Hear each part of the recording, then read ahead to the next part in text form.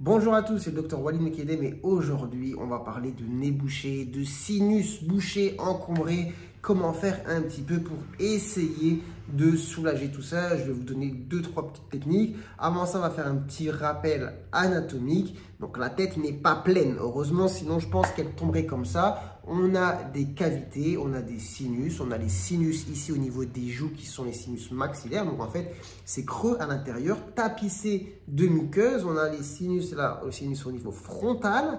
Et puis après, on a ceux qui sont un petit peu derrière. Donc au niveau du nez derrière, c'est l'ethmoïde, sinus ethmoïdal. Et encore derrière, le sphénoïde. Bon, c'est juste pour faire un petit rappel anatomique et vous faire comprendre qu'en fait, dans la tête, on a plein un petit peu de grottes, des cavernes, des cavités tapissées et recouvertes de mucus, enfin de mucus, de muqueuse. Et la muqueuse peut sécréter du mucus.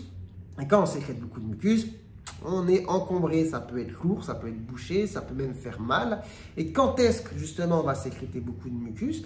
Eh bien, il y a différentes solutions. Soit vous êtes malade, tout simplement, vous êtes enrhumé, vous êtes bien pris.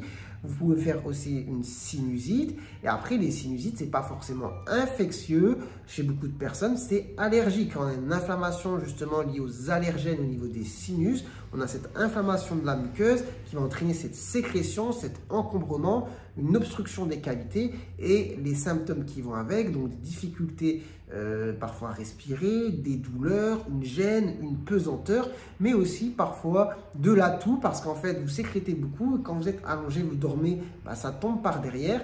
Donc vous pouvez avoir ce genre de symptômes et aussi c'est important, je vais venir après, la sensation d'oreille bouchée. On a l'oreille qui va communiquer, on va dire, avec le rhinopharynx, donc les cavités derrière le nez, la bouche, via une trompe, la trompe d'Eustache qui s'abouche là. Et si c'est bouché à ce niveau, voilà, eh bien, c'est de la mécanique pure en fait. Tout simplement, vous allez avoir les sensations d'oreille bouchée.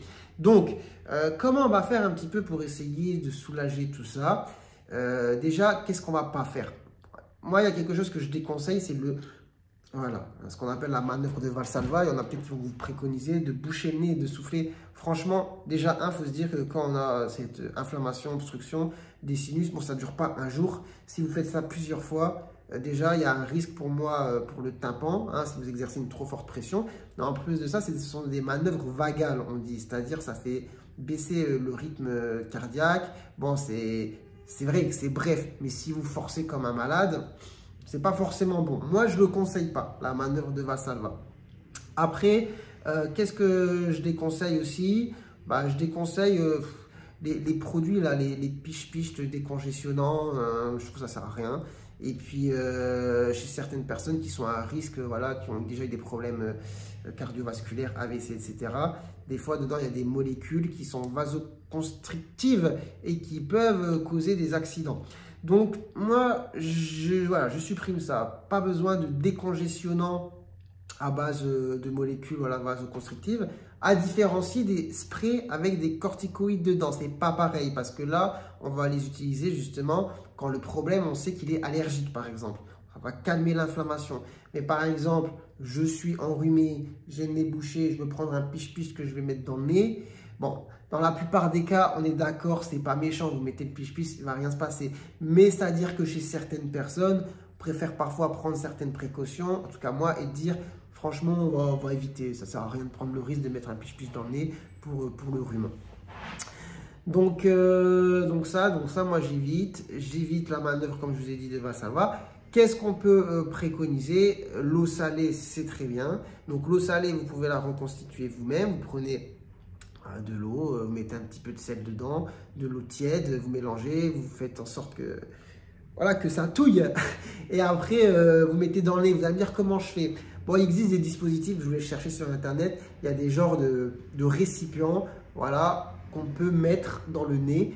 On n'a qu'à faire juste le mélange au sel à la maison et on fait ça. Mais sinon, vous pouvez l'acheter de manière conditionnée. Vous pouvez acheter, c'est-à-dire du sérum physiologique, soit en pipette, soit les gros flacons. Et vous faites des lavages de nez avec ça. C'est franchement pas mal. En plus, il n'y a vraiment pas de risque. Ça peut un peu irriter la muqueuse et parfois faire un petit peu saigner si vous en mettez trop. Mais en vrai, c'est pas méchant et c'est juste histoire de bien déboucher le nez.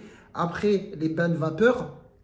Donc les bains de vapeur, c'est-à-dire vous mettez de l'eau très chaude, vous mettez la tête au-dessus, vous mettez peut-être une serviette, vous rajoutez quelques huiles essentielles, je ne sais pas, d'eucalyptus, des choses comme ça au niveau de l'eau, histoire que ça sente bon, que ça vous fait du bien. Franchement, c'est hyper agréable.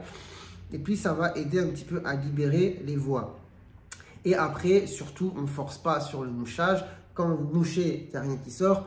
Si vous vous abusez, vous allez vous faire mal. Voilà en gros sur les choses à pas faire. Maintenant, sur les choses à faire, bah, je vous en ai parlé. Je vous ai parlé justement des lavages à l'eau salée, des bains de vapeur. Et en termes de massage et de drainage au niveau des sinus, qu'est-ce qu'on peut faire? Je vais vous donner 2-3 techniques. Vous pouvez les essayer sans trop de risques et vous me dites si ça fonctionne chez vous. Alors, première technique, avec le pouce, en fait, vous mettez ici au niveau du sinus maxillaire, d'accord, donc au niveau de où c'est dur, au niveau de la joue. Vous mettez comme ça, vous appuyez, ok, et avec vos 2 doigts ici, vous mettez sur le nez et vous tirez dans l'autre sens. Voilà, vous faites ça quelques secondes, d'accord?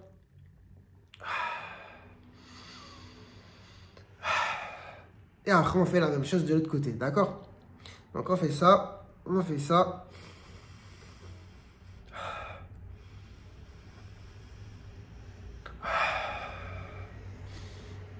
C'est pas mal.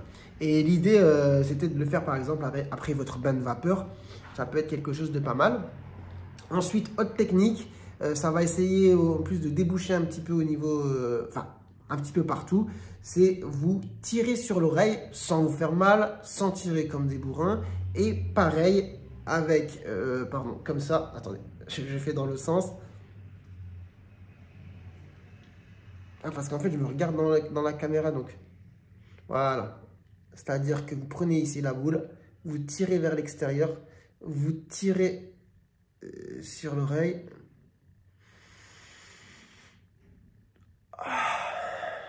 Voilà. J'ai du mal, j'ai un problème de coordination parce que j'essaye de le faire en même temps, je me regarde. Je ne vais pas me regarder, voilà, là c'est beaucoup plus simple. Donc le pouce sur la joue, on tire vers l'extérieur, on prend l'oreille et on tire.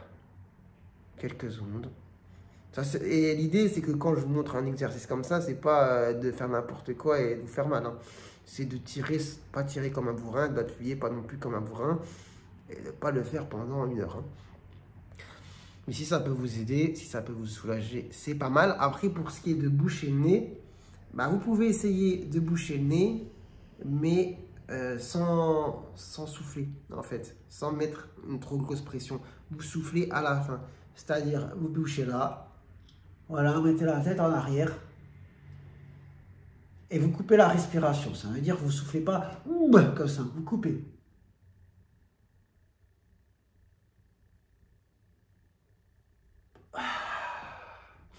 Et après, vous libérez.